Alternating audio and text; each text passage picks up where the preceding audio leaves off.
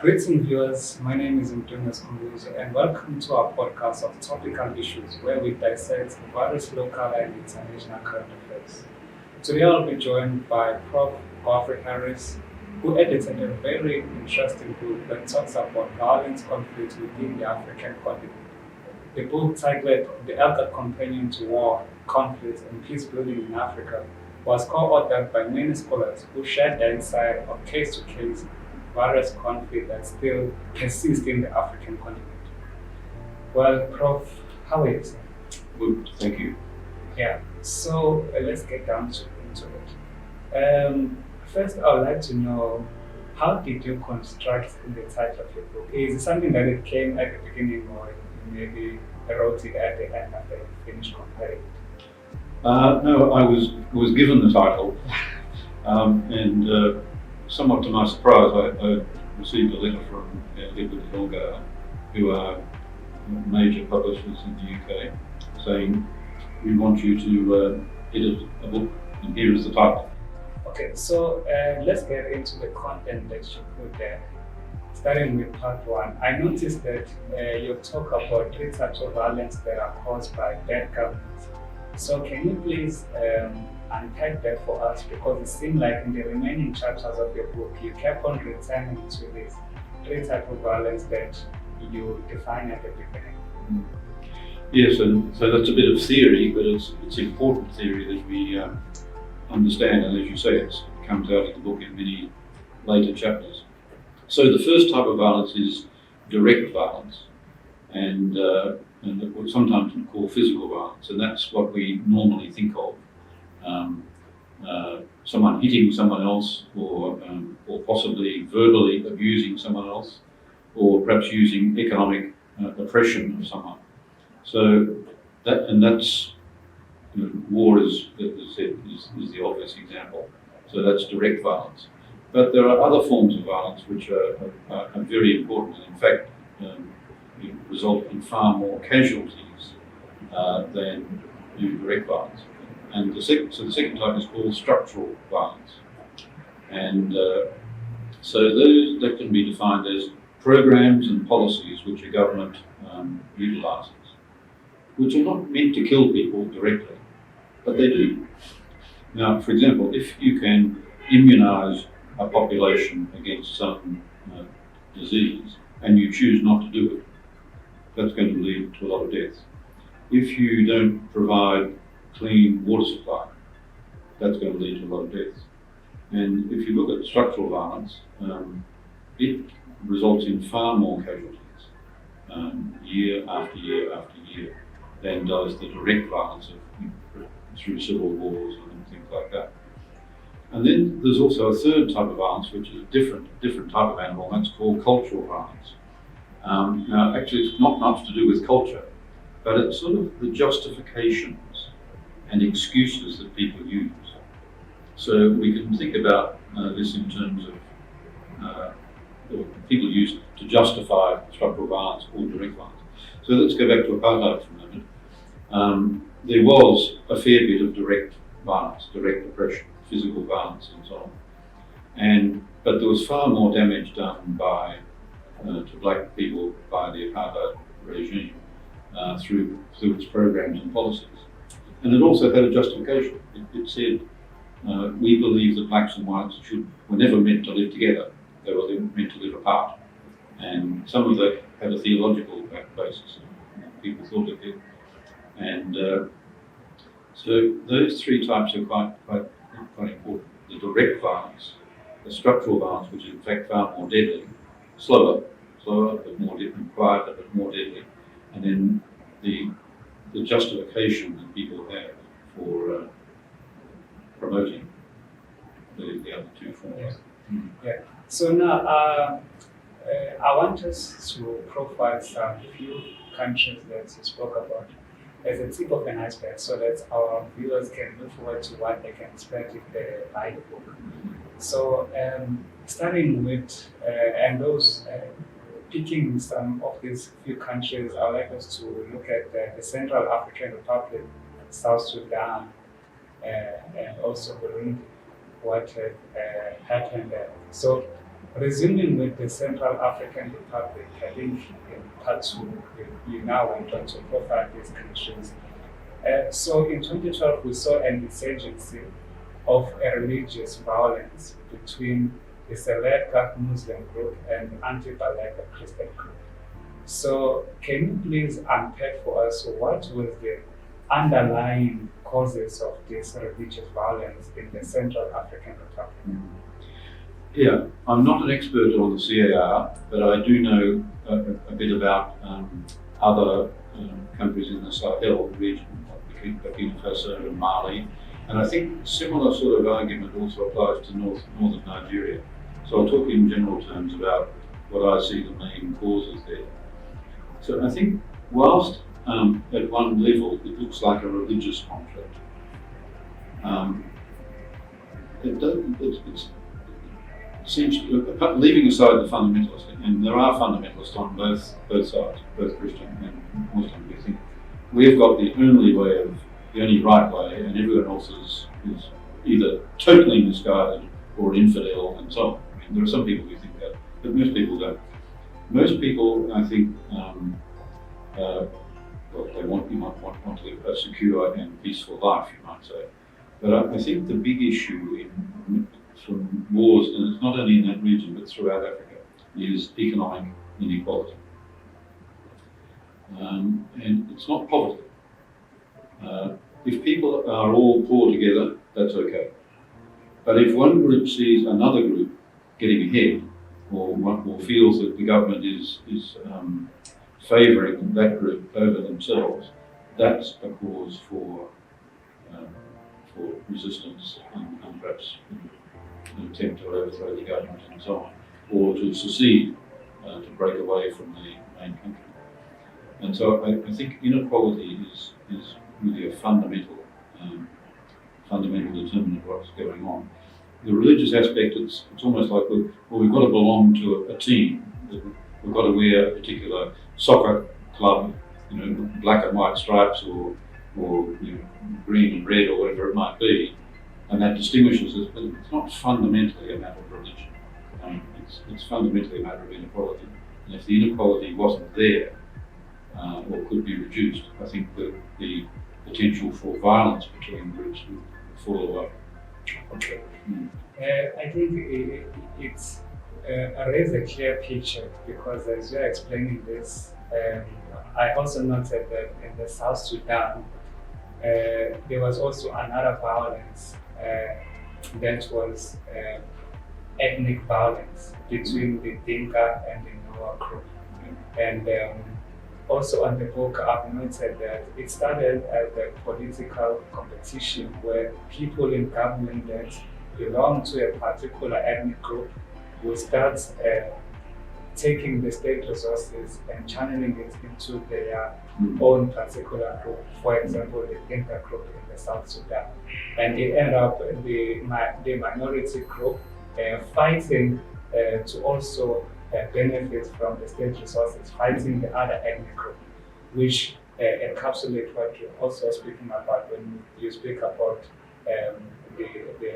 the political competition and the structural violence, where the state will create a structure where people will end up fighting among themselves.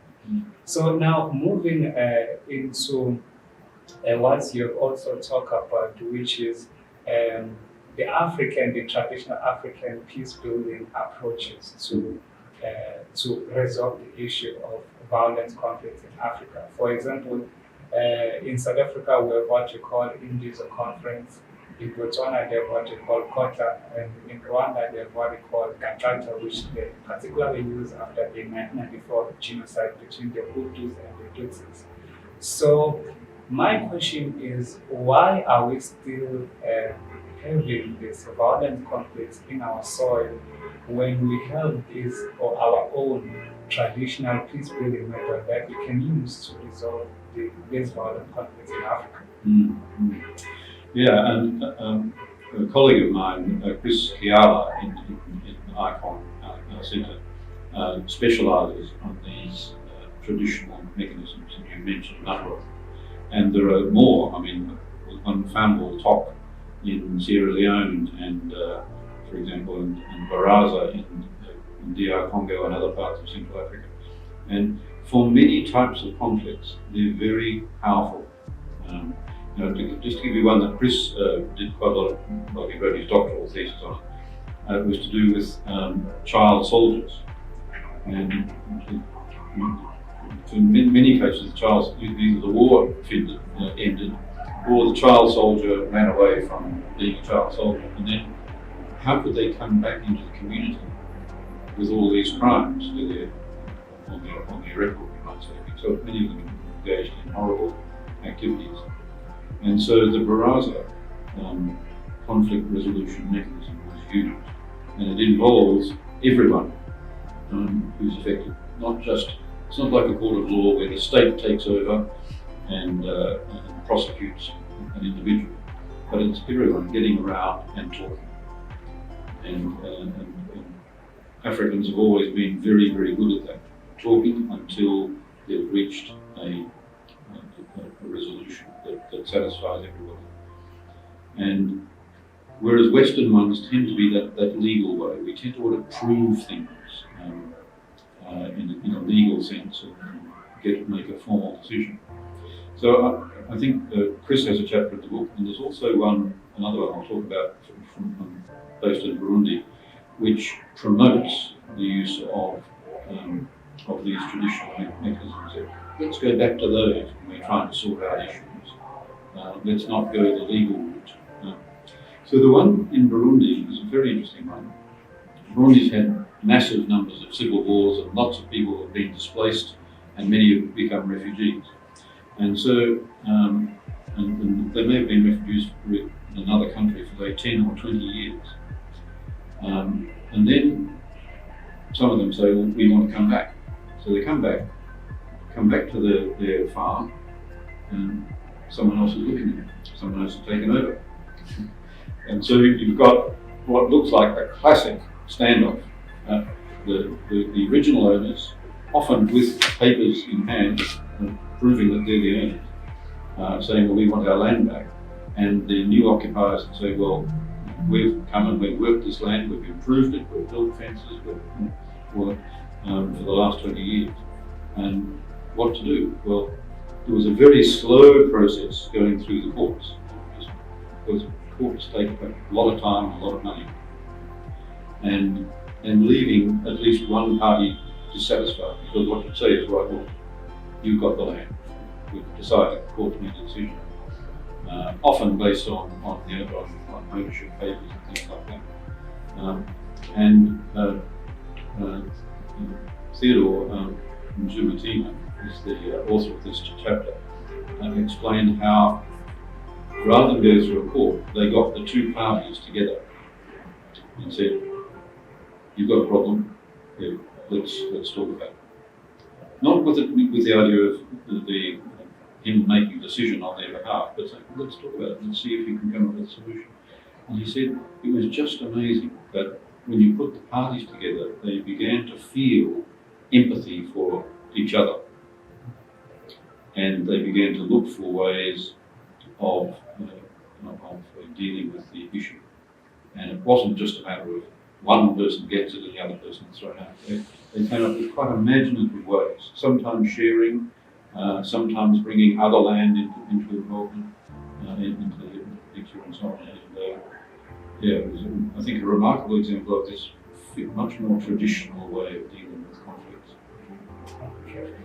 Also, I think in chapter 6, you spoke about using education to build peace in a country. So can you please expand on that chapter? Yes, it's education of a particular kind, because the education we have now, very much inherited from our colonial background, is teachers in charge. They know everything. The children know nothing, and the teacher is there to fill up these gaps in their knowledge, and then at the right time, the learners write exams and spill out all this information. That probably changes very little. But My colleague Crispin Henson in the Centre for Nonviolence and Dr. Simone Mdunge are both experts in transformative education. And what this says is students are not there with just a blank page. They come with all sorts of experiences. And those experiences need to be drawn out, and they need to have opportunities to speak about them and so on. They need to be able to share what they learn. And that's not common in the average classroom. Learners are not encouraged to speak out. So one particular module that those two staff members teach is called Violence and Non-Violence, one of the general education modules that many students take. And that's it. That recognises that most students in the university have got a history of violence. It might be domestic violence in their own household, gender-based violence in their own household. It might be being on the receiving end of corporal punishment. It might be being bullied in school. It might be gangs in the communities. It might be all sorts of things. And their parents have had that experience. Their parents perhaps went through violence in apartheid and so on. So they intercommunal violence. So there's all this violence coming, which has an effect on people now. And so what transformative education says, let's hear about your experience. Here's a safe place where you can talk about it and try and understand it better. And as a result, transform it, to think about it differently. So just to give one example, let's suppose you were on the receiving end of a lot of corporal punishment as a child, and that has affected you. It certainly does. It has measurable psychological effects on individuals. You might say, well, I'm going to think about when I become a parent, treating my children differently. I might make a choice not to, for example, not to use corporal punishment, but to say, look, we've got a problem here. I'm worried about this behaviour of yours. Can we sit down and talk about it? And that might be your standard way of dealing with an issue. So transformative education, not just education. Also, in the last chapter, I've noted that in chapter 15, you spoke about developing infrastructure for peace. So I was kind of intrigued when I read that title, that okay, what kind of infrastructure that you are talking about that we need to develop in Africa in order to reach peace in many violent conflict that we see? Yeah, so this was written by a Nigerian academic, Suleiman Irene, and his speciality is what sort of organisations or do you need to put in place? And he gives three examples, and one of them starts very low, you might say, and the other two are a bit higher. But the first one he looks at is peace clubs in schools. And he said, well, let's get kids together to talk to each other, with each other, not dominated by a teacher, but about the sort of conflicts they face and the violence that might come from that, and to work out ways of responding to that. So peace club, and he's an expert in peace clubs. That's in fact one of the things that's happened in Africa over the last 10, 15 years. Many schools have peace clubs, and many students voluntarily belong to them. And it's a place where they talk about the issues. A second one is what's called local peace committees. And someone who was a postdoctoral fellow in ICON, Norman Chavasa from Zimbabwe, was an expert in this. So you help local communities have structures. Sometimes they already have that, and we've talked about some of those before, the Baraza and the Lokopla meetings and so on. But sometimes it needs to be a bit more formal than that. And so local peace committees were set up to deal with particular disputes. And there, again, especially in Zimbabwe, they seem to have been particularly effective. But the third one I think is the most interesting, because it comes back to this idea of the big issues, and that's to have ministries of peace or ministries of peace building Now this means a government ministry, like the Department of Ministry of Transport, Ministry of Education, Ministry of Home Affairs, Ministry of Peace, Ministry of Peace Building. And that takes on the responsibility of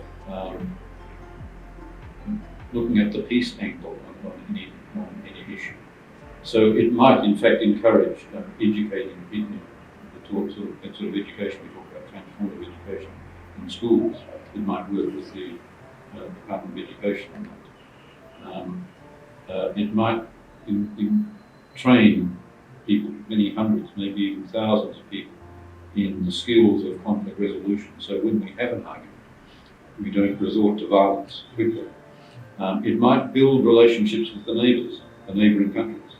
So, I've got a problem with Zimbabwe, they're doing, well, how can we do something about that? How could we build better relationships? What could we do about our borders and about that sort of thing? We might learn to speak Portuguese if we had a problem with the Mozambicans. We might encourage Mozambican students to come here and study. There are a whole range of things that a ministry could do. And there are some countries that, I think it's 5 or 6 that have ministries of this kind. They have variable functions and they don't always work. Nothing is get perfect, but it's making a statement. We want to build peace, and so we're going to set up a ministry to try and make sure that it happens. Okay. So last question, maybe in 30 seconds. How can people purchase the book if they want to? Well, unfortunately, the hard copy is quite an expensive item. There is the option of buying an electronic version, which is less costly. But yeah, I think the only way of doing it is to get onto the website, put in the title, the ELGAR Companion to War, Conflict and Peace Building in Africa, and all the information will come up there. Well, Prof, thank you very much for your time. A great pleasure. Yeah, well, viewers at home, I'm urging you to please buy this book. It's a very interesting book. If you want to understand the conflicts, the violent conflicts within the African continent, especially if you talk about countries like Central African Republic, South Sudan, Burundi, Nigeria, all the wars that are taking place in those countries, if you want to understand them, please buy this book. And yeah, thank you for watching. Let's meet again next time in the next episode.